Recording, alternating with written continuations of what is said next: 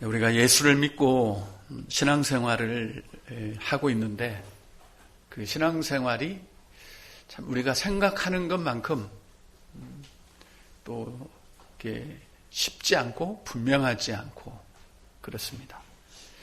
어떻게 보면 우리의 신앙생활은 아주 신비로운 것처럼 또 생각이 되기도 하지요. 좀 비밀스럽기도 하고.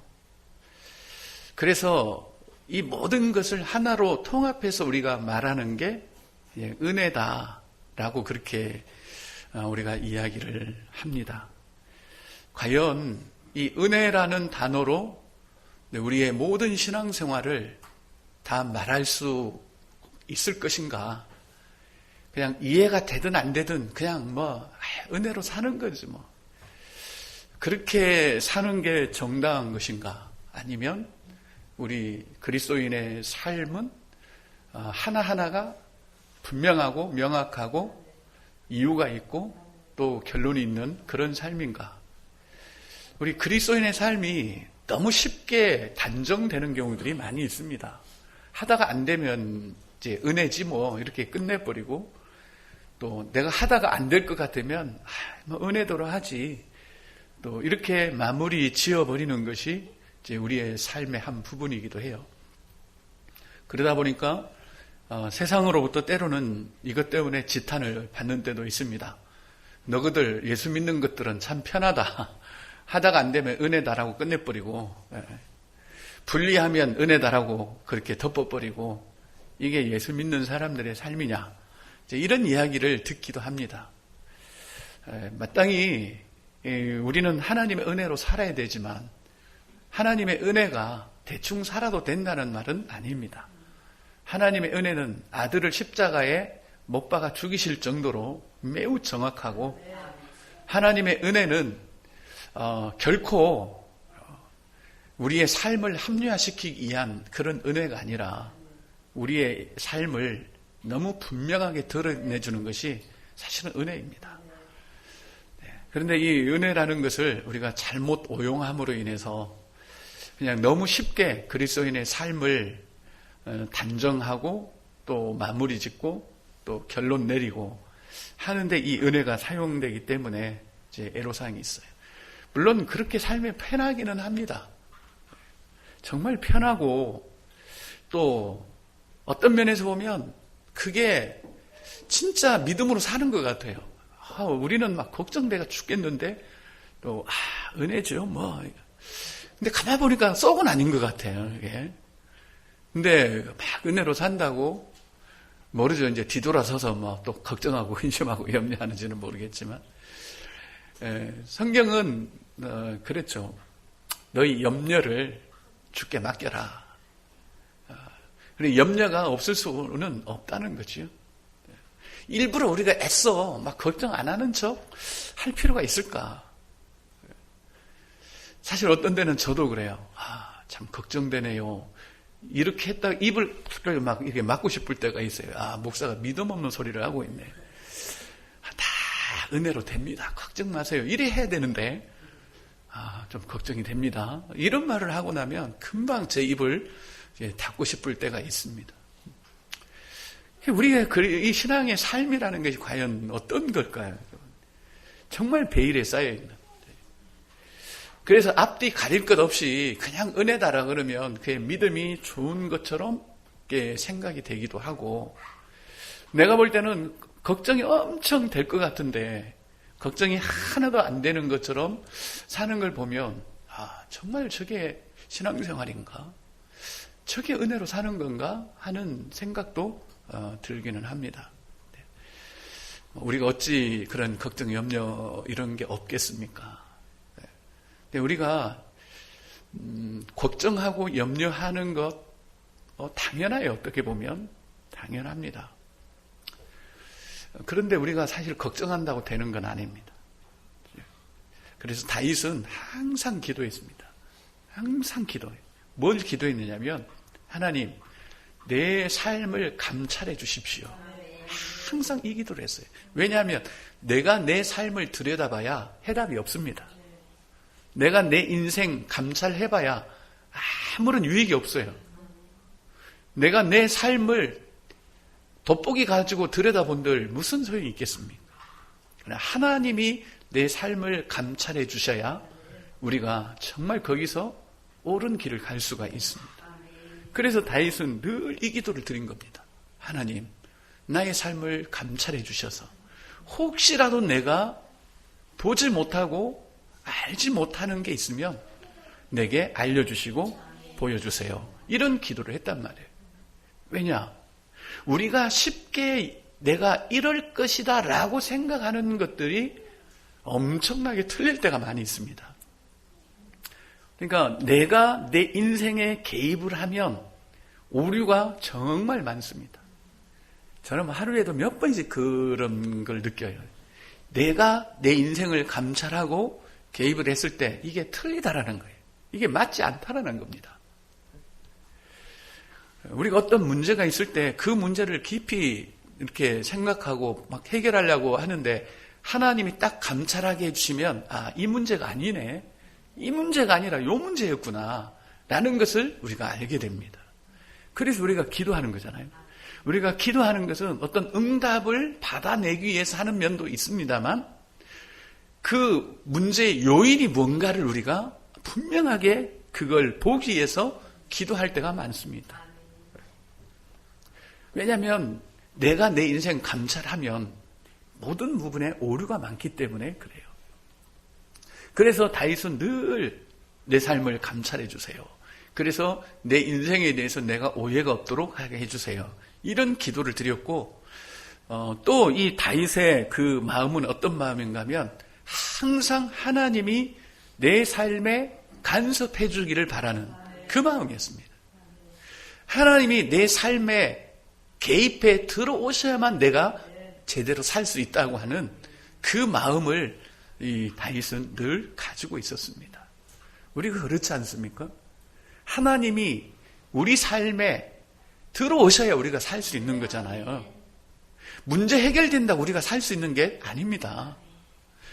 이렇게 한번 생각해 보십시오. 하나님이 우리에게 주여 주세요. 그러면 그래 가져가라. 하나님 이거 풀어주세요. 그러면 그래 풀어줄게. 요거 풀어주세요. 그러면 그거 풀어줄게. 이렇게 한다고 우리가 정말 살 수 있습니까? 아니거든요. 우리가 문제 따위나 풀려고 이 땅 사는 것 아닙니다. 우리가 어떤 문제 해결하기 위해서 이 땅 사는 것 우리는 아니에요. 하나님을 우리가 그렇게 믿는다든지 하나님을 그런 분으로 우리가 믿는 게 아니라 그분이 직접 내 삶에 들어오셔야 돼요. 임마누엘이라는 건 그러잖아요. 임마누엘은 뭐죠? 우리와 함께 계시다. 라는 건 좀 의미가 약하다 그랬죠? 이분이 우리와 함께 계시는 하나님이다. 그래, 하나님이 우리와 함께 계신다. 이건 좀 막막해요. 근데 이분이, 이 예수가 우리와 함께 계시는 하나님이다. 이렇게 하면, 지금 여기 계시는 하나님. 이렇게. 그게 우리 소망이잖아요. 하나님이 인간 세상 안으로 들어오신 게 소망이지 않습니까, 이게? 그러면 세상에 들어오면 됩니까? 내 삶에 그분이 들어오셔야죠. 그래 소망이 있지요. 그게 우리의 그리스도인의 사실은 삶입니다. 그분이 우리 삶에 들어와서 우리가 사라지는 삶은 어떠해도 괜찮습니다. 보통 그리스도인들 그렇습니다. 예수 믿으면 괜찮아요. 뒤로 넘어졌는데 코가 깨져도 괜찮아요. 손에 봐도 괜찮아요. 좀 억울해도 괜찮아요. 근데 하나도 안 괜찮습니다. 예수 믿으면 그거 괜찮아야 됩니까? 아닙니다. 뒤로 피눈물을 흘리죠. 또 정말 우리가 괜찮을 때는 그분이 내 삶에 들어오셨을 때는 괜찮아요. 우리 하박국 잘 알지 않습니까? 하박국 굉장히 하나님을 경외하는 자였습니다. 그런데 처음부터 괜찮았습니까? 아닙니다. 마구 하나님께 항변했습니다. 오늘 베드로처럼. 물론 차원은 다르지만 하나님 이거 왜 이러십니까? 왜 하나님을 경외하는 나보다도 하나님을 정말 모르고 반역하는 저 인간들이 더 잘 삽니까? 계속 하나님께 항변했습니다. 절대 안 괜찮았습니다. 하나님 믿는다고 다 괜찮은 게 아니었습니다. 하박국이 하나님 나 괜찮아요. 나 이렇게 못 살고 쟤네들 잘 살아도 난 괜찮습니다. 이렇게 된 게 아니라고요. 처음에는 엄청나게 그 부분이 도대체 이해가 안 됐던 겁니다. 그러다가 도대체 하나님이 뭐라 하시는지 내가 한번 보겠다. 망루에 서서 하나님을 기다렸습니다. 하나님이 그의 삶에 개입을 하셨습니다. 그리고 말씀하셨습니다. 기다려라. 반드시 내 이 언약의 말씀에 정한 때가 온다. 기다려라. 그 말씀으로 이 하박국의 삶에 그분이 오셨습니다. 그리고 난 다음에 모든 게 괜찮아졌습니다. 포도나무 열매가 없고 외양간에 송아지 없고 논밭에 식물이 없어도 난 괜찮아. 난 괜찮아. 난 오히려 하나님으로 인하여 난 기뻐해. 무슨 차이입니까 도대체? 막무가내로 난 괜찮다고 말하는 그리스도인의 삶. 그냥 나는 예수 믿으니까 그냥 무조건 괜찮아 라고 덮어버리는 우리 그리스도인들의 삶. 그게 어느 한계치에 가면 예수고 뭐고 다 때려치우고 교회도 안 나와버리는 이 삶이 정말 옳은 거냐? 아니라는 겁니다. 대부분이 그렇다는 거예요. 저러다 큰일 나지. 그런데도 괜찮다는 거예요, 자기는. 괜찮아요. 뭐 은혜로 다 견딜만 합니다. 아무렇지도 않습니다. 목사님 걱정하지 마세요. 나는 걱정돼 죽겠어요. 왜냐하면 저렇게 괜찮은 거 아니거든요. 그가 하나님 앞에 나와 무릎을 꿇고 엎드리고 그분이 개입하실 때는 괜찮아요, 다. 근데 그거 없는데도 괜찮대요, 그냥. 자기는 예수 믿기 때문에 괜찮다는 겁니다. 그런데 결국 그날이 오고야 마는 거예요. 나중에 나가 떨어지는 거예요. 어느 순간에 보면 안 보이는 겁니다. 우리가 그렇게 살고 있지 않나 싶어요. 예수 믿는 게 큰 특권이 아니에요. 모든 게 괜찮은 게 아닙니다. 그분이 내 삶에 개입하지 않으면 하나도 안 괜찮습니다. 그러나 그분이 내 삶에 개입하시면 다 괜찮습니다. 성경은 우리에게 끊임없이 그 이야기를 하는 거예요. 그러니까 우리가 괜히 이렇게 폼 잡을 필요 없어요. 난 예수 믿으니까 난 괜찮아. 이럴 필요 없다고요. 안 괜찮다고 해도 됩니다. 솔직하게 우리가. 그러나 정말 하나님이 내게 간섭하시고 내게 개입하시고 그때는 정말 괜찮아요. 그건 누가 봐도 압니다. 저 사람은 정말 괜찮은 사람이다. 저런 문제가 있어도 저 사람은 아무 염려하지 않아도 될 사람이다. 이게 딱 느껴지지 않습니까? 여러분도 다. 괜히 허풍 떠는 사람하고 괜히 그냥 자존심 내세우고 괜찮다고 하는 사람하고 진짜 괜찮은 사람하고는 다릅니다.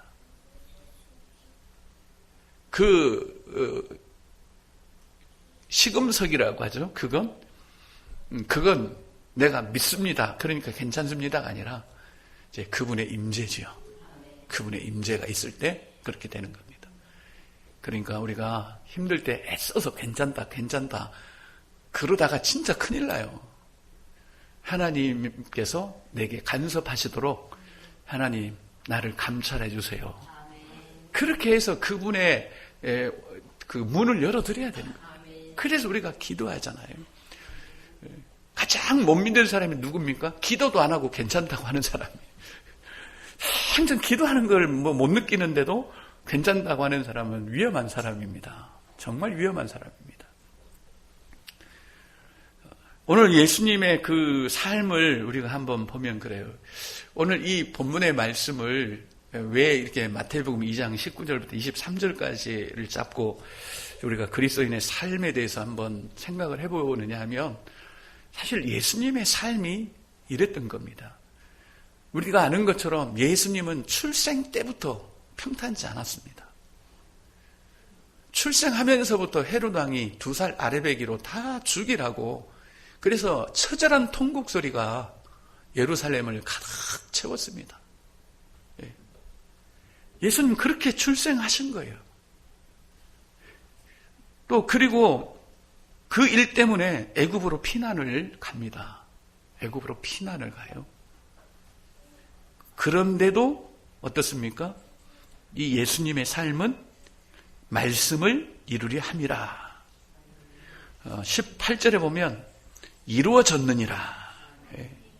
예수님은 지금 어쩔 수 없이 피난 가십니다. 그렇잖아요?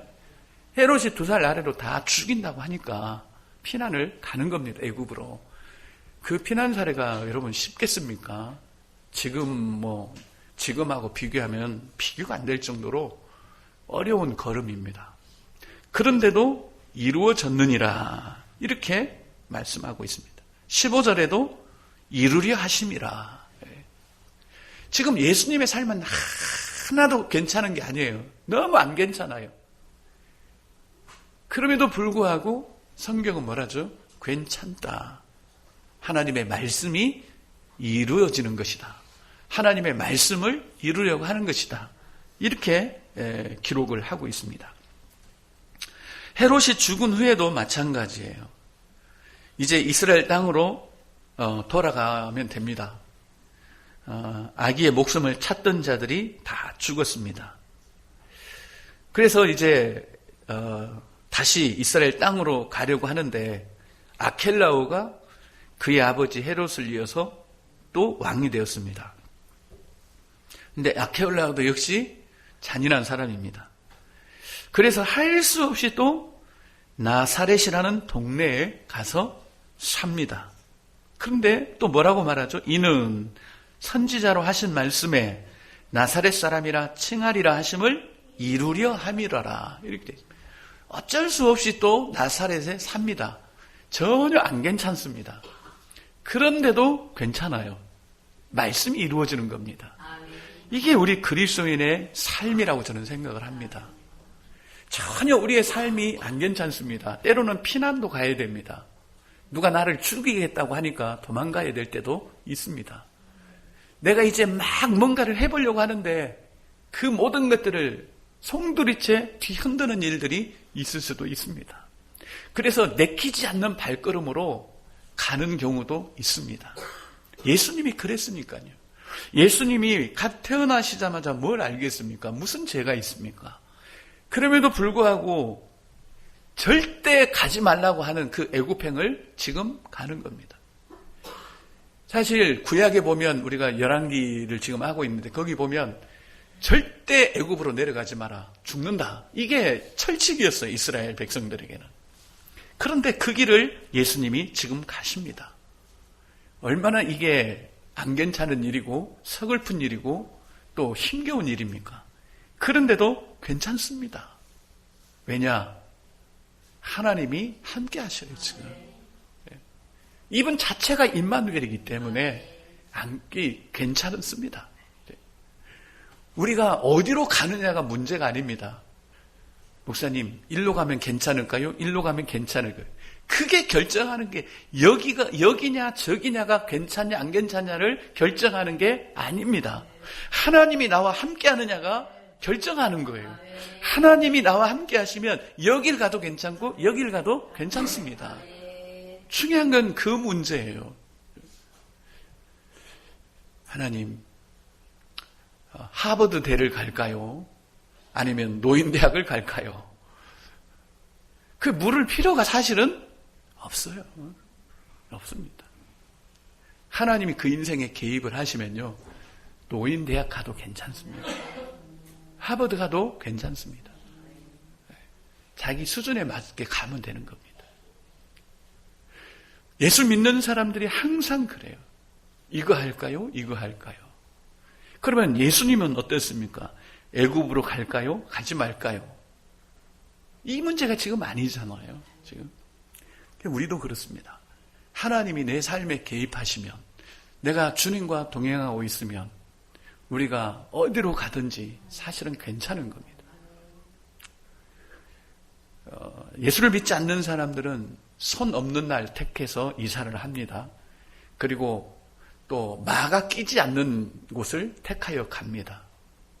우리는 예수를 믿기 때문에 손 없는 날이든 있는 날이든 상관하지 않고 이사를 합니다.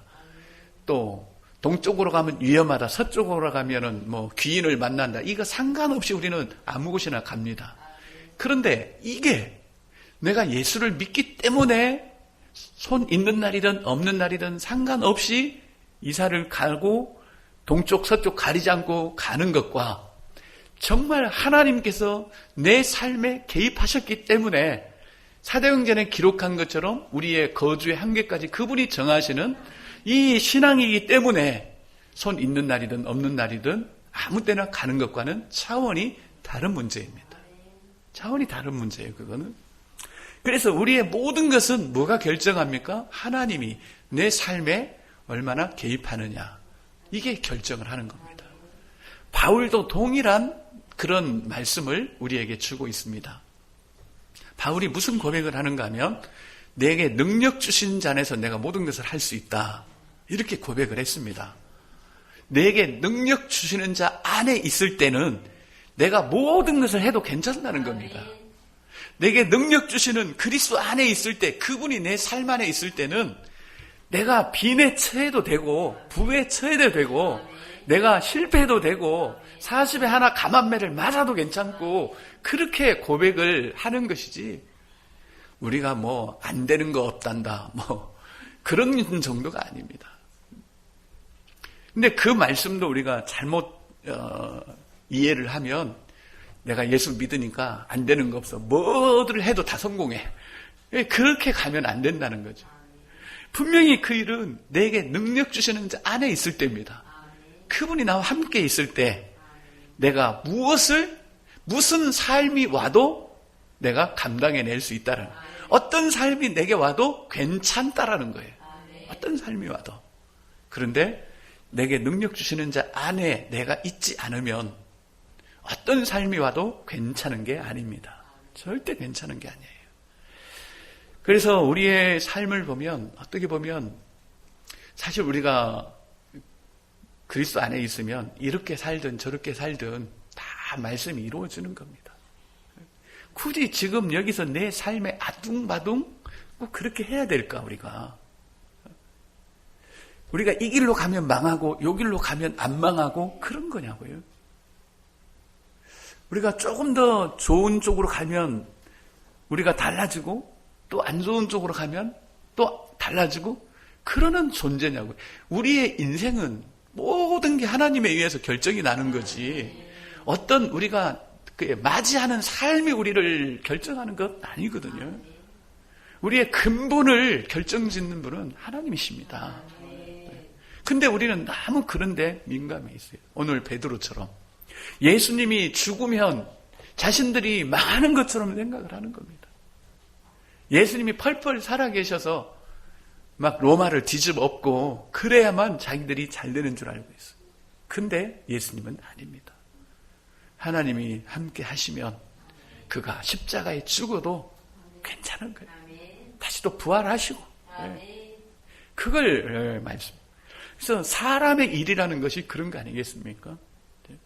내가 뭔가를 선택해서 그게 나를 유익하게 하고 나를 이롭게 하고 내 인생을 또 결정짓고 그렇게 사는 것이 사실은 사람의 일로 사는 겁니다. 하나님의 일은 뭐죠? 하나님의 임마누엘이 이루어져서 내가 하나님과 함께함으로, 내가 하나님과 함께하기 때문에 무슨 일을 만나도 내가 괜찮다. 그 삶이 바로 하나님의 일을 우리가 사는 것이지요. 그래서 예수님은 뭐 언제 선택할 여지도 없었습니다. 출생부터 계속 막 피난 가고 또 돌아오다가 또 엉뚱한 곳에 살고, 그렇지만 모든 게 다 말씀이 이루어지는 삶이었습니다. 그걸 성경이 우리에게 분명하게 말하고 있습니다. 그렇다면 우리의 핵심은 뭡니까? 내가 어느 곳에 살아야 되느냐, 내가 어디로 가야 되느냐, 내가 무슨 일을 해야 되느냐, 그 이전에 먼저 하나님이 내 삶에 개입하시고 간섭하시도록 그렇게 하는 것이 정말 중요한 문제라고 할 수 있습니다. 신앙생활을 하는 거 보면 이제 그걸 우리가 느껴요. 이제 어떤 유형이냐면 절대 하나님도 뚫고 들어갈 수 없는 그런 삶을 사는 사람이 있습니다.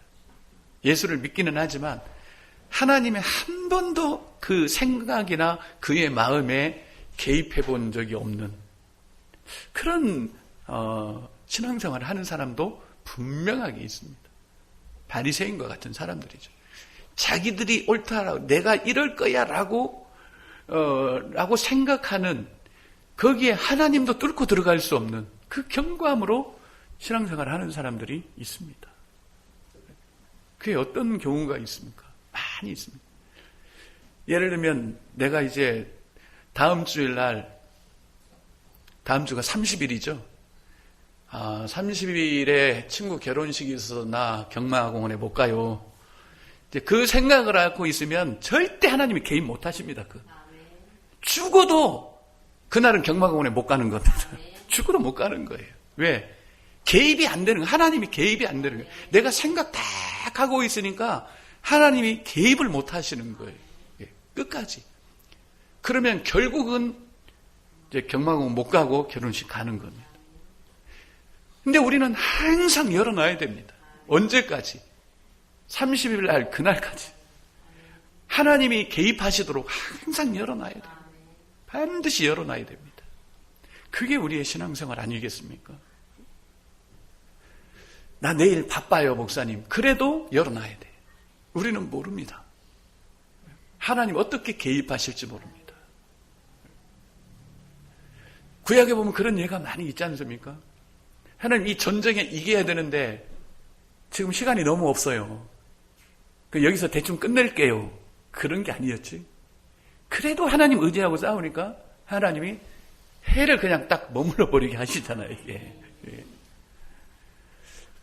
홍해도 마찬가지입니다. 홍해 앞에 섰을 때 하나님 이제 길이 없습니다.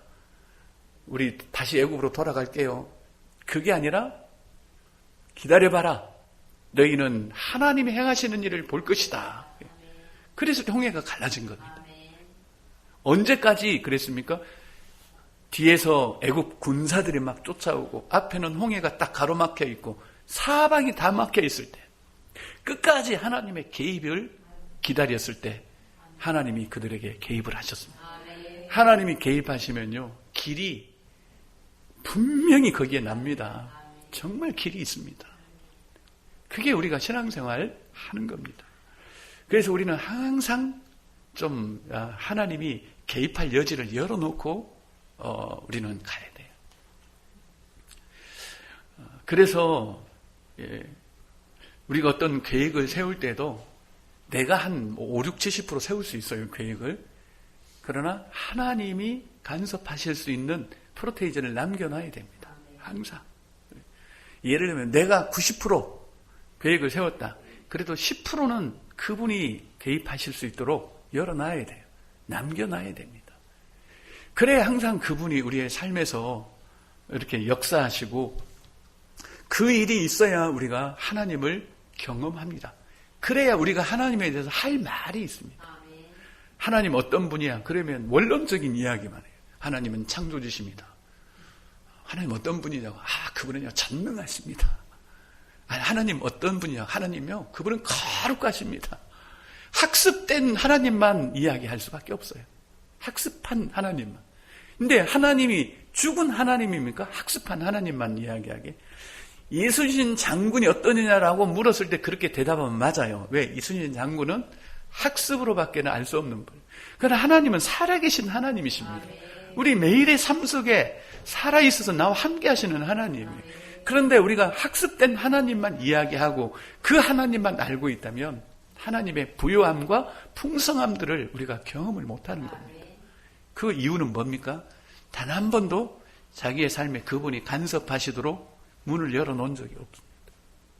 자기가 생각한 것은 그대로 해야 돼요. 자기가 계획한 것은 끝까지 가야 돼요. 좀 안 되면 하나님 도와주세요. 하나님 100원이 부족합니다. 100원 보내주세요. 100원이 오기는 와요. 그게 사단으로부터 오는 건지 사람이 주는 건지 몰라요. 정확하게 모릅니다. 그런데 그렇게 우리 100원 달라 하지 말고 하나님이 개입하시도록 그렇게 우리가 믿음으로 갔으면 좋겠습니다. 그래야 우리가 하나님에 대해서 할 말이 있지 않습니까? 우리가 하나님을 모르는 자들이 우리에게 하나님 어떤 분인지 좀 이야기 좀 해달라 그러면 하나님은 창조주시오, 거룩한 분이요, 전능하신 분이요, 이러면 되겠냐고요. 적어도 내 삶 속에 들어오셔서 그분이 간섭한 그 하나님을 우리가 이야기할 수가 있어야 되는 겁니다. 그래서 수요 말씀에 그게 하나님과 우리가 화목하는 거고 임마누엘이 바로 그런 거다. 하나님과 내가 뭔가 교환이 이루어지는, 그분이 내 삶에 들어오셔서 그분의 계획을 내게 주고 나는 또 내 계획을 그분에게 아뢰고 또 내 감정이 힘들 때 그분에게 아뢰고 그분의 감정을 내게 또 주고, 그래 예수님도 그랬잖아요. 내 기쁨을 너희에게 주노라. 세상이 줄 수 없는 기쁨이다. 뭔가 우리가 하나님과 이렇게 교환적인 삶을 살아야 그게 하나님과 화목한 겁니다. 요즘 시대에 그런 언어가 생겨났지 않습니까? 이 정서적 이혼이다. 분명히 같이 살아, 한 집에 살지만 전혀 교환이 안 이루어져. 집 앞 지가 해먹고 자기 밥은 또 자기가 해먹고 말 한마디가 없어요. 우리가 하나님과 이런 정서적 이혼 상태로 살면 안 되지 않습니까? 하나님과 뭔가 교환이 이루어져야 돼요. 뭔가 교환이. 그게 하나님과 화목한 거고 우리가 임마누엘의 삶을 사는 것입니다. 이번 한 주간 우리 한번 그렇게 살아봅시다. 그러니까 처음도 우리가 그렇게 기도해야 돼. 하나님, 내 삶을 감찰해 주세요. 혹시 내가 잘못 생각해서 내 생각대로 살려고 하는 게 있는지 하나님 감찰해 주세요. 그래서 내가 혹시 보지 못하는 그 원인을 보게 해주시고 내가 알지 못한 그걸 깨닫게 해주셔서 하나님이 내 삶에 또 내가 하나님 안에 이렇게 뭔가 한 주간은 또 하나님과 내가 정말 우리의 감정까지도 교환이 되는 그런 임마누엘, 하나님과 화목한 삶을 살게 해주십시오 하는 기도가 무엇보다도 필요합니다. 그래서 다윗은 항상 감찰해달라고. 그러기에 다윗은 항상 옳은 길로 가요. 지금 우리 열왕기 하지 않습니까? 다윗의 길로 행하면 그는 선한 왕이에요. 진짜 거기 성경은 하나님의 길이라고도 말하지 않아. 그가 다윗의 길로 행하였더라. 다윗과 같이 행하였더라. 그렇게 성경이 기록하고 있습니다. 왜냐? 다윗은 항상 개입을 열어놨습니다. 내가 누누이 말씀드리지 않습니까? 당장 사울을 죽일 수 있는 기회가 왔지만 그때도 하나님의 개입을 다 열어놓은 겁니다. 놔둬라. 하나님이 개입하실 것이다. 내가 당장 죽이면 내 고난도 끝나고 내가 확 저거 죽이고 내가 왕이 될 수도 있지만 아니다. 하나님이 반드시 간섭하실 것이다. 그래서 모든 면에 하나님의 개입을 열어놓고 심지어 시편 계속 보십시오. 때로는 부끄러울 정도로 자기 감정을 하나님께 드립니다. 원수의 머리를 바위에 내 동댕이 쳐서 막 머리가 박살나게 해주시고 이런 감정까지 막 하나님께 나누는 거예요.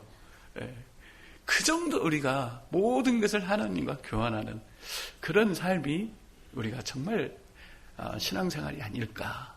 이번 한 주간 우리 모두가 다 그렇게 살기를 축복합니다.